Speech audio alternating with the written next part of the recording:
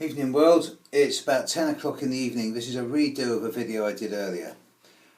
Two parts to this video, you'll have to tune in later for part two. Big thank you to all those people in Exeter who came to see me yesterday, and especially those who came to the lecture last night on Pluto. Because of that, and because of the feedback I got, I'm going to do a two-part video now, reading out the last chapter, about 10 minutes long, 5 minutes in each video, of the last chapter from this book I wrote last year about the lore of Pluto. The transformative future with Pluto. Discoveries in astronomy and developments in astrology within the last 50 years have completely transformed and revolutionized our concepts and understanding of the solar system, its component parts, and how those parts interact with each other. Using the model of the solar system as a metaphor, it can be seen that this same conceptual revolution has also manifested in the ways that individuals, communities and countries live and share together. There is a common link in all of these events, a link that has become its own movement in recent years and that is based around the principle of accelerationism. This accelerationism can be demonstrated in a number of ways. I was born in the middle of the 1950s, when the population of planet Earth was somewhere in the region of 2.5 billion. This has tripled within the last 60 years to a current figure of some 7.5 billion, with a projection of 10 billion at least by 2040.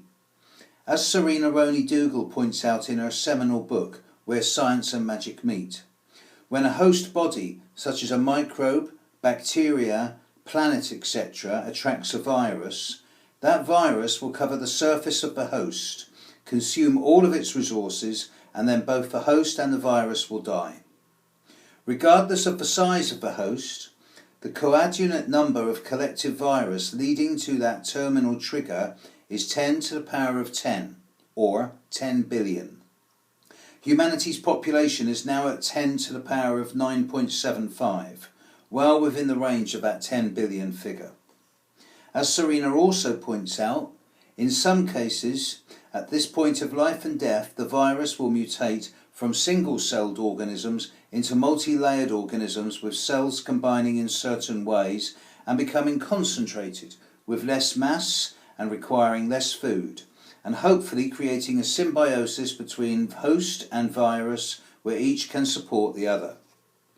Using this host-virus analogy and stretching it to the question of humanity, the acceleration of these times in terms of the population explosion can be clearly seen. And from this can be extrapolated a time around 2040 where, unless there are fundamental changes to the ways in which humanity lives on and shares the planet in its resources, some type of challenging conclusion to this acceleration will inevitably occur. Elsewhere in this book of Pluto, under the section of Pluto in Capricorn are inferences to the years 2017 and 2018, when Pluto in the heavens will conjunct the degree of the Uranus-Neptune conjunction of 1993, and earlier potential resolutions might be postulated. As one eminent astrologer stated about the nature of Pluto in connection with population growth, more and more souls are coming here now, because they know that Earth is on the point of a magnificent leap in consciousness that they want to be part of. But to be a conscious part of this process requires the ultimate surrender of the individual to the deeper side of their being, and the willingness to trust their instinct and intuition as much as, if not more than, their conscious mind and feelings. Within that same time span of the last 60 years, the technological revolution has accelerated beyond anyone's capacity to predict.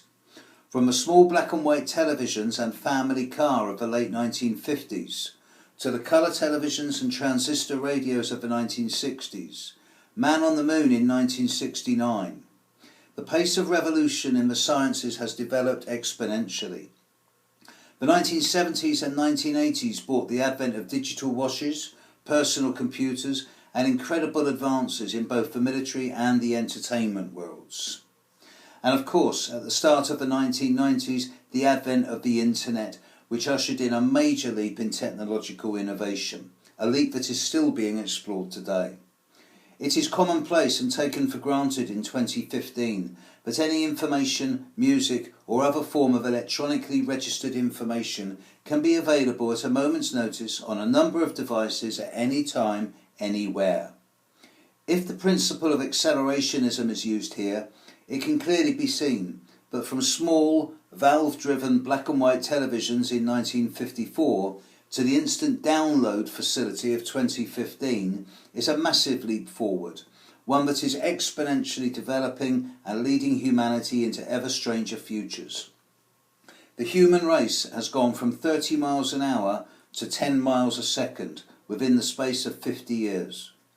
Within the near future, this desire for increased technological innovation will lead us into smaller and more highly evolved systems which will probably diversify into two separate pathways.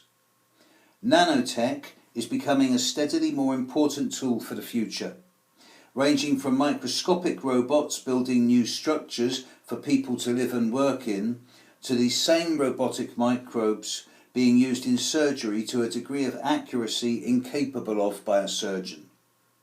The development of neurotic technology, creating the first stages of a cyborg-like humanity with an active interface between thought and machine, can also not be ruled out, especially in the face of ever-increasing environmental degradation.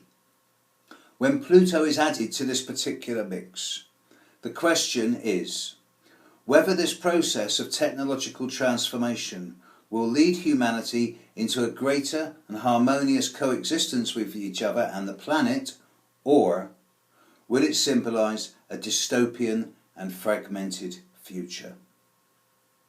Tune in 10 minutes for part 2.